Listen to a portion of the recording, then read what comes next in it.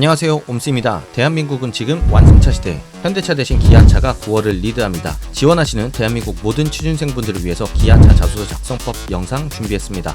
먼저 기아차 자소서 특징부터 살펴봅니다. 첫 번째, 글자 수가 많지 않은데요, 요구하는 게 많습니다. 한 항목에 지원 동기랑 입사 후 포부를 같이 묻지 않나, 직무 지원 동기에 적합하다고 생각하는 이유, 구체적인 사례까지 묻고 있습니다. 때문에 불필요한 군더더기들이 많을수록 본인을 제대로 보여주지 못하게 됩니다. 나를 보여주는 것은 피상적인 주제가 아니라 구체적인 상황에서의 나의 행동 그 자체입니다. 미사여구 마지막 문장에서 내가 잘할 거네 어쩌네 어필하는 분량 최소화하시고 팩트 중심으로 서술하시길 바라겠습니다. 두 번째, 직무 역량을 묻는 질문이 거의 필수적으로 있습니다. 여기서 구체적인 직무 이해 기반의 경험 제시가 핵심입니다. 본인만의 확실한 킥도 필요하고 구체적인 직무 이해도 필요합니다. 뒤에서 한 번 더 살펴보도록 하겠습니다. 항목은 직무별로 살펴보지 않고 항목별로 살펴볼 예정입니다. 지원하시는 직무 맞는 항목 찾아서 보시면 되겠습니다. 먼저 기아에 지원한 동기 및 이루고 싶은 목표입니다. 지원 동기와 입사 후 포부 부분으로 구분되고요. 첫 번째로 지원 동기에서 안 좋은 패턴을 먼저 살펴보도록 하겠습니다. 자기 경험으로 시작하는 케이스, 기아차와의 관련성이 있으면 모르겠는데 자기가 직무 경험이 있다는 것부터 시작하는 것 썩 좋지 않겠습니다. 자기가 하고 싶은 거 하려고 썼다는 의미이지 기아가 좋아서 썼다는 의미가 아니기 때문입니다. 두 번째는 뻔한 회사 소개로 시작하는 경우입니다.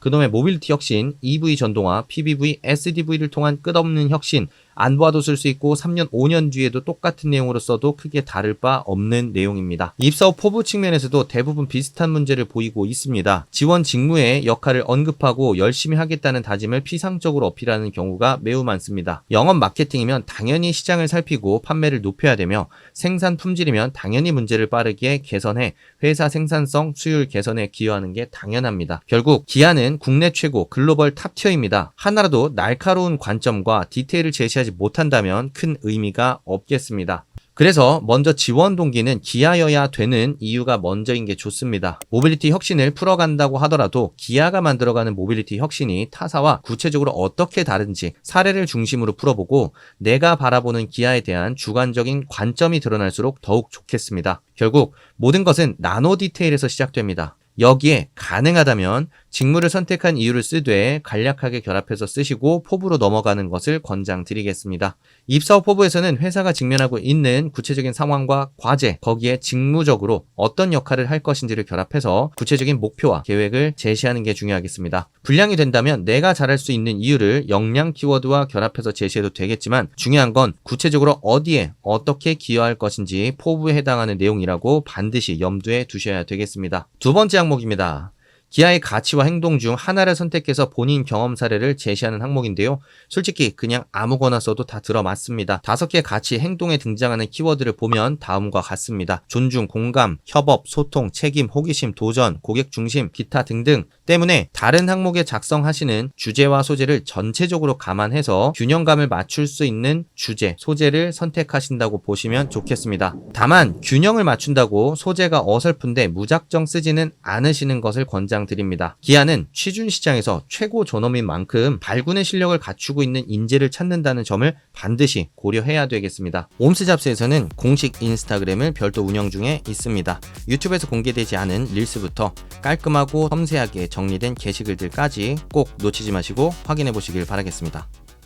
세 번째 항목, 지원 직무 관련된 경험, 역량 그리고 관심사항 등을 어필하는 항목입니다. 하지만 단순하게 직무 경험 역량을 어필하고 제시하는 항목이 아니라는 점을 염두에 두셔야 됩니다. 보통 지원자들이 쓰는 어떤 프로젝트에 참여했다, 어떤 과정을 거쳐봤다, 어떻게 해결했다라는 서술은 단순하게 그냥 해봤다라는 것을 제시한 수준일 뿐입니다. 해당 항목은 단순한 경험을 넘어서 본인만의 색깔, 개성이 뚜렷하게 드러나는 게 핵심입니다. 그래서 질문에서도 자신을 가장 잘 설명할 수 있는 이라는 단서를 붙인 것입니다. 결국 같은 업무 프로젝트를 하더라도 각자만의 스타일과 성향이 다르기 때문에 거기에 초점을 두고 전개해보고 그 스타일, 성향에 해당하는 부분을 역량 키워드로 가져오시는 게 중요하겠습니다. 그래서 사례로 저 아래 간단한 워딩을 좀 제시했지만 파란 부분을 통해서 본인의 성향과 특징만 확실하게 드러내준다고 한다고 하더라도 전개 방향성이 확실히 달라질 것입니다. 네 번째 항목입니다. 기아와 지원 직무에 어떻게 기여할 수 있는지 본인 경험, 보유, 역량을 중심으로 서술해 주시오라고 얘기하고 있습니다. 순서대로 접근하면 쉽습니다. 자, 먼저 나는 어떤 경험, 역량이 있는가를 점검하시고요. 이때 앞서서 살펴본 세 번째 문항에서의 접근법을 활용해 보시면 좋겠습니다. 그 다음에 나는 기아에 어떤 기여를 할 수 있는가를 제시해야 되겠죠. 이때는 앞서서 입사후 포부 작성법을 풀어냈던 내용을 참고해서 결합해 보시면 되겠고, 흐름은 아래와 같이 구성하시면 되겠습니다. 이외에도 유사 항목들이 있습니다. 참고하시면 되겠고요. 해당 직무 지원 동기와 본인이 직무에 적합하다고 판단하는 이유에서만 도입부를 다음과 같이 직무를 선택한 이유, 나의 이런 색깔, 성향, 장점이 왜 적합한지 먼저 제시해 주시고, 그 다음에 관련된 경험 근거 제시를 해 주시면 되겠습니다. 자, 다섯 번째입니다. 본인의 강약점, 협업 스타일과 경력 중 큰 어려움과 극복법을 쓰라고 했습니다. 복잡합니다. 하지만 쉽게 풀어보겠습니다. 먼저 협업에서의 내 스타일을 생각해 보시면 됩니다. 스타일이 명확하면 결국 장단점은 같이 나오게 되어 있습니다. 리더십, 동기부여, 책임감, 주인정심, 속도감, 차분함, 체계성 등등 본인만의 색깔을 잘 잡아보시고, 이로 인해 생기는 장점, 단점이 구체적인 협업 상황 안에서 여실히 드러나도록 쓰시면 되겠습니다. 예를 들면 내가 성격이 급하고 속도를 추구하는 스타일이라고 한다면 하나하나 따지고 반대를 놓는 그런 팀원과 부딪힐 수밖에 없겠죠. 그런 상황들을 생각해 보시고 그 상황을 어떻게 인식하고 마주하고 상대방을 설득해냈는지, 양보를 했는지, 어떻게 합치를 이뤄내고 결과까지 도달할 수 있었는지를 써보시면 되겠습니다. 여섯 번째 항목, 협업 파생 질문입니다. 서로 다른 의견 가진 구성원과 과제해서 결과를 내본 경험이 있는지를 묻고 있습니다. 반대, 갈등이 있었던 협업 경험을 찾아서 서술하시면 됩니다. 이때 문제 상황을 절대 길게 끌면 안 되겠습니다. 빠르게 갈등, 반대, 문제를 던지고 거기서 나의 대처를 디테일하게 서술하는데 집중하셔야 됩니다. 노력, 대응을 쓸 때에는 단순하게 뭘 했는지만 나열식으로 쓰지 마시고 왜, 어떤 행동을 했는지를 함께 써야 됩니다. 단순히 열심히, 적극적으로 하는 게 아니라 어떤 전략적, 합리적 행동을 했느냐가 중요한 포인트이기 때문입니다. 결과가 비록 실패라고 해도 내 치열한 노력이 잘 드러난다면 교훈과 함께 써봐도 무방하겠습니다. 이외 항목들입니다. 먼저 첫 번째, 도전적인 목표를 세우고 이를 달성하기 위해 노력했던 경험에 대해서 서술해달라고 얘기하고 있습니다. 사실 가장 중요한 건 첫 번째로 도입 부분입니다. 목표의 수준이 높아야 되고요. 그리고 단순히 그냥 높은 수치니까 던져놓고 끝나는 것이 아니라 이게 나한테 왜, 얼마나 높은 목표인지에 대한 부분을 보는 사람 입장에서 납득할 수 있도록 전반부에 확실하게 납득시켜 주는 게 핵심입니다. 자, 그리고 당연히 높은 과업이기 때문에 어려울 수밖에 없습니다. 이 어려운 상황을 어떻게 접근했는지, 그 스마트한 방식, 그리고 얼마나 치열하게 많은 시도와 노력들을 했는지가 잘 드러나도록 쓰는 게 굉장히 좀 중요하겠고요. 중간에 더 큰 어려움이 있었다면 그런 어려움을 어떻게 맞섰는지에 대한 디테일을 같이 써보셔도 좋겠습니다. 마지막 부분에서는 결과를 강조하기보다는 거기서 내가 얻은 것이 무엇인지, 그리고 그런 것들이 어떻게 회사 직무에 적용될 수 있는지에 조금 더 초점을 맞춰보시면 좋겠습니다. 공동의 목표를 달성하기 위해서 협업했던 경험, 어떻게 보면 전형적인 항목이라고 볼 수가 있겠습니다. 거기서 기여한 점을 구체적으로 기술해 달라고 이야기를 하고 있는데요. 우선 첫 번째로 어떤 목표가 있었는지를 먼저 설정을 해야 될 겁니다.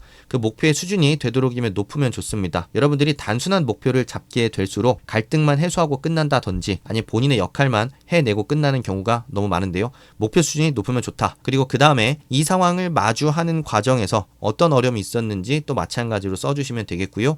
그 다음에 중요한 포인트는 본인이 기여한 부분이 명확하게 드러나는 게 매우 중요하겠습니다. 그러니까 내가 맡았던 역할을 예를 들면 5명이 했는데 내가 했던 1인분의 역할만 제시하는 것은 그냥 당연히 해야 될 일을 한 것이기 때문에 내가 팀에 기여를 했다라는 것은 내가 주어진 역할을 넘어서서 어떻게 팀에 더 많은 것을 주려고 노력했는지를 묻는 것이라는 점을 생각하면서 팀을 생각하면서 어떤 부분을 얼마나 어떻게 더 하려고 했는지, 그리고 그 노력하는 과정에서 나만의 방식과 노력의 차별점이 드러난다면 더욱 좋겠습니다. 마지막 부분은 마찬가지로 얻은 결과와 배운 점 제시해 주면서 마무리하시면 되겠습니다. 팀 프로젝트를 수행했던 경험과 그 과정에서 배운 점, 협업을 통칭하는 질문이라고 좀 보시면 되겠고요. 협업 사례 쓰시는 내용을 그대로 가지고 와서 써보셔도 되겠습니다. 간단하게 가이드를 먼저 좀 드려보자면 교훈이 명확한 소재를 고르면 좋겠고요. 본인의 일방적인 노력만 드러나는 소재보다는 협업이 좀 드러나는 소재를 가져오시면 좋겠습니다. 패턴은 동일합니다. 어떤 과제, 어떤 상황, 어떤 인식과 행동, 그리고 그에 따라서 얻은 결과는 무엇인지, 그리고 메시지의 질적 차원에서의 퀄리티가 높으면 훨씬 더 좋겠습니다.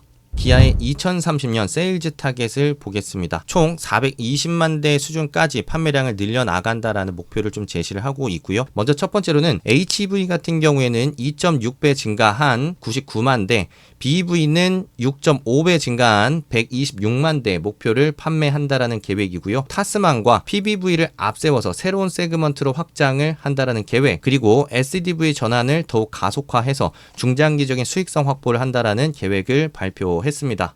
금년 상반기에도 사상 최대 실적을 달성한 기아차. 하지만 관세 전쟁의 여파로 수익성은 역성장한 모습을 보였는데요. 앞으로 기아가 닥칠 위기를 어떻게 딛고 일어나서 2030 비전을 달성해낼 수 있을지가 기대됩니다. 이 영상을 보시는 구독자 여러분들이 합격 후에 그 비전을 함께 실현해 나가시면 좋겠다는 생각이 드는 것 같고요. 기아차 지원하시는 분들 많은 도움 되시기를 바라며 구독, 좋아요, 댓글까지 남겨주시는 멋진 인성을 가진 구독자분들의 합격을 기원하도록 하겠습니다. 감사합니다. 옴스였습니다.